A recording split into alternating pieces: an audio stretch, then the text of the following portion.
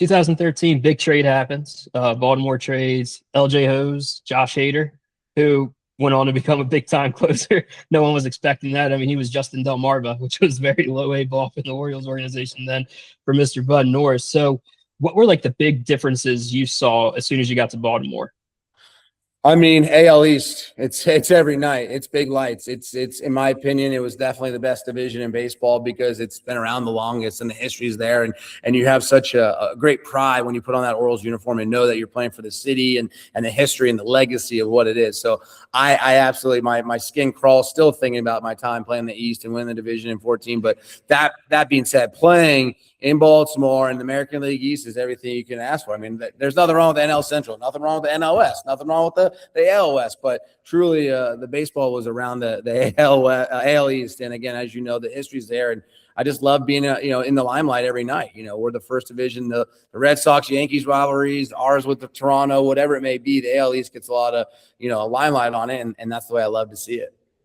Awesome. So, what was kind of like the first things Buck Showalter kind of told you, and what were your impressions of him when you first got it's actually, I got a funny story. I mean, I got traded at the deadline, really like the 25th hour. Got traded. I was a visiting player with Houston, but we were playing the Orioles in town. We had a rain delay, so I didn't even make a start, but I did start the next game against Jordan Lyles and got the win. But I remember when I was leaving, I was on the Astros team bus going to the stadium, got the call from Jeff Luna, say, you've been traded to the Orioles. Thanks for your time in Houston. Went to the visiting locker rooms. I ran in Bo Porter's office for a couple of minutes. He was distraught. I'm going to miss you. Best of luck. You've been great. Thank you. And said goodbye to a couple teammates. And then I literally, Houston's guys, I went across the clubhouse into the home clubhouse, and the Orioles were taking batting practice. So obviously I threw my shorts on, wanted to go meet a couple guys.